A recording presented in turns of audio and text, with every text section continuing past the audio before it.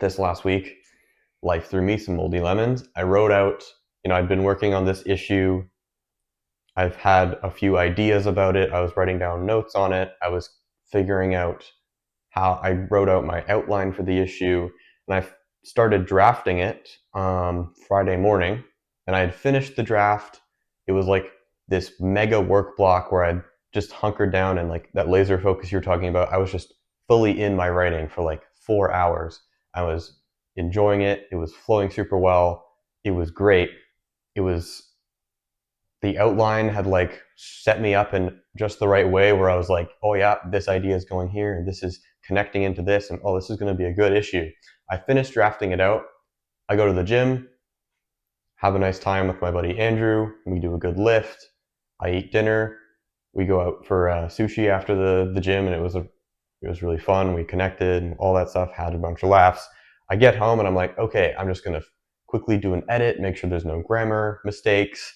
Then make the thumbnail and set it up for posting on Substack so it goes out tomorrow morning.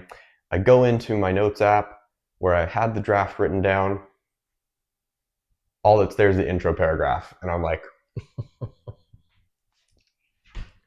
okay, where did it go? I checked the version history because it's like it saves every so often, and it's like you can go back and restore previous versions of the file or whatever.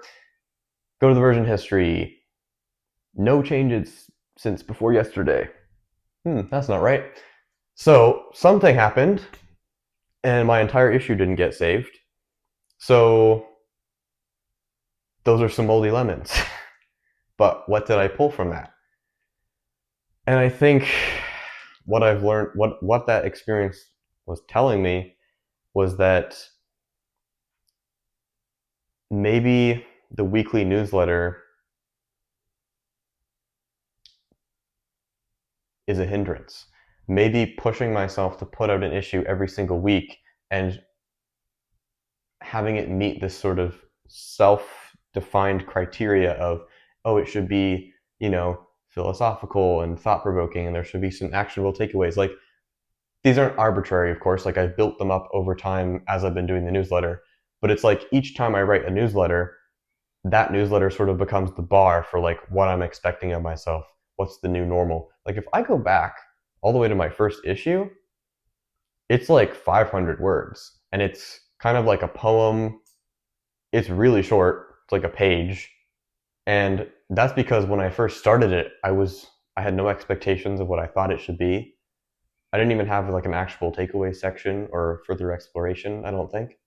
I added that on later because I was like, oh, this could be a cool idea for like further readings and, some stuff to actually like take away from the issue. I mean, I don't always do an actual takeaways, but usually.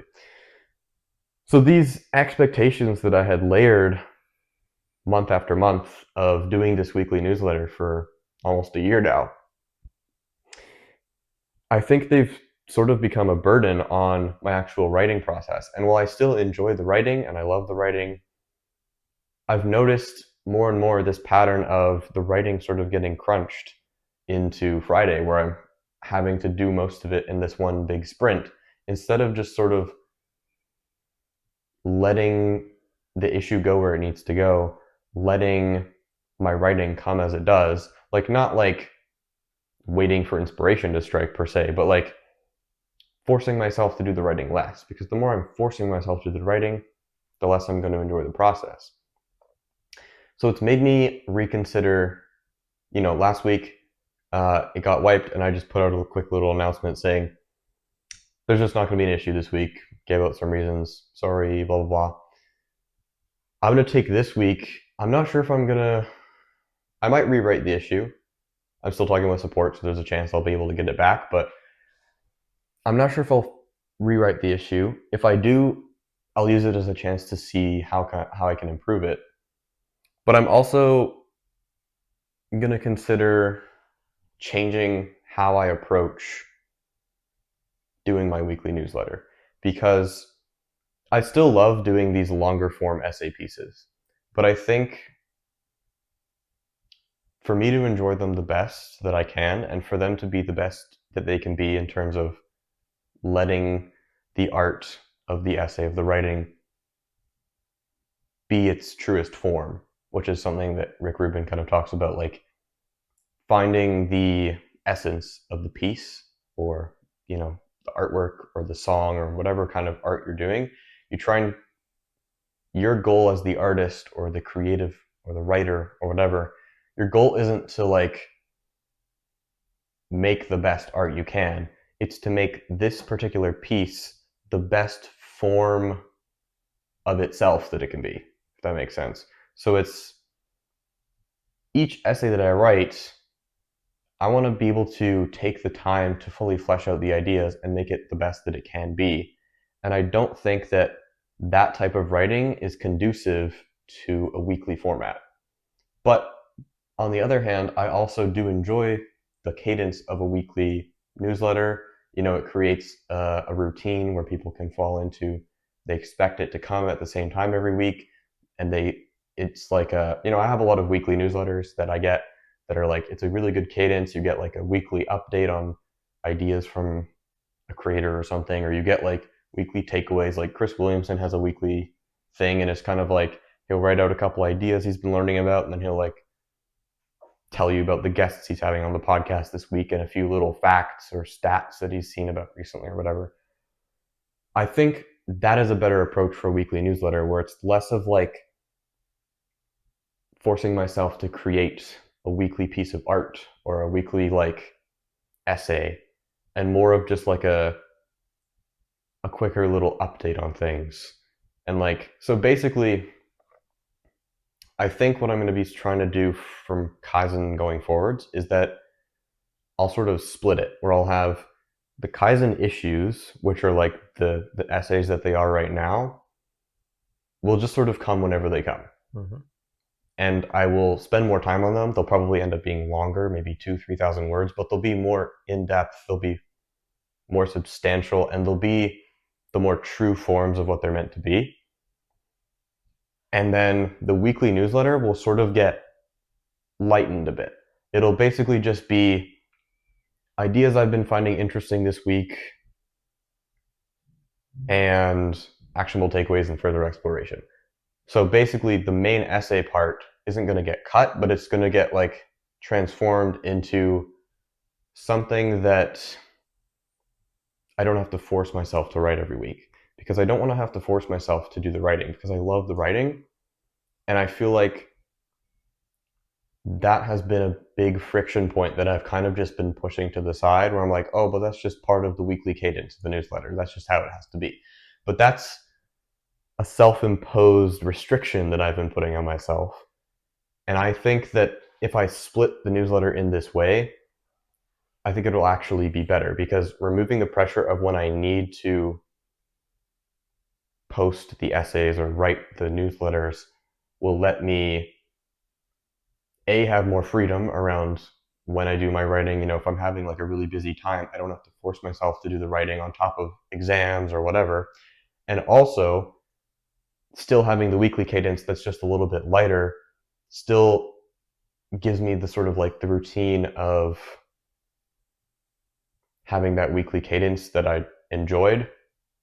So, that I've enjoyed doing for the past year, and sort of like that social proof, not social proof, but like when I started the newsletter, I sort of used it as a way to push myself to do more writing. It's a way to force myself to do more writing, because I loved writing when I had started it, but I wasn't like, I was kind of like doing it occasionally, and I wasn't like doing it as much as I wanted to, and I sort of needed a way to like push myself to do it more. And because I wanted to do more writing, but it was sort of like I didn't have a reason to do more writing, basically. So I started the newsletter as a way to be like, I'm going to do a certain amount of writing every week. And when I first started out, I really liked it because I had no expectations. I didn't have any preconceived notions of what I wanted it to be, et cetera, et cetera. And of course, I've sort of like dug myself into a hole a little bit, I guess, with the newsletter over the past year, because I've sort of inflated my own expectations of what I think the newsletter should be. And that's created a lot of pressure every week for me to put out this 2,000-word essay that has to make a bunch of really good points and connect to my personal life and be vulnerable and be interesting to read and all this stuff. And if I only put out a 500-word piece, I'd feel like a failure. or I'd feel like, oh, I didn't do, I skimped out this week or something. But I think transforming the weekly thing back into just like a weekly check-in, and then having the essays be whatever they be and come whenever they come, and they still might be every like couple weeks, like they won't be too much less often, like they'll still come out semi regularly. It's not like I'll do one or two a year or something crazy like that. Like I'll still be putting out essays at like a decent cadence, but it's just not going to be as structured, because I think the structure that I used to rely on to give me the source of motivation I needed to do writing more often has now become a hindrance on, I think, the actual quality of my writing. Like, I don't need it to be a social pressure way to make me do more writing that I didn't have a reason to do. Like, I don't need a reason to do the writing anymore because I love it so much and it's so ingrained. Like, every day I'm just writing down ideas and I'm writing down notes and I'm like figuring out, oh, a bunch of these ideas that I've been having about this topic sort of fit together. I can turn that into a thesis of an essay that I'm doing. That's kind of like my process, is just like capturing lots of ideas and then sort of like collecting them and then turning it into like some sort of finished essay piece. So that's the biggest lesson that this issue being wiped has given me, which I'm actually really thankful for, even though it really sucked when it happened. I was like, oh, like 1,500 words just gone. But I'm glad, because I think it was this little thing that this weekly crunch had popped up a few times, and I was like just kind of ignoring it and avoiding it, and now this has happened, and um, it's finally made me realize I need to change something, and I think that is the core of the thing I needed to change, which is that the structure that once gave me the purpose behind my newsletter is now, I don't need it anymore. I've outgrown it. Is basically the lesson that this struggle has given me. And I mean, if anything, it might have happened. It's probably the same reason that the power outage happened 2 weeks ago that delayed my newsletter a few days. It's like the exact same thing. Is like I was really bummed about the fact that my newsletter got delayed a couple of days. It's like, oh, I broke my weekly cadence.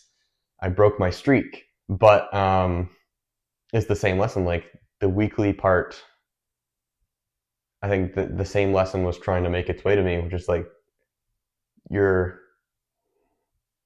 self-imposed constraints are not helping you anymore. Yeah. And sometimes the constraint, I think it was helpful. It was necessary in the beginning.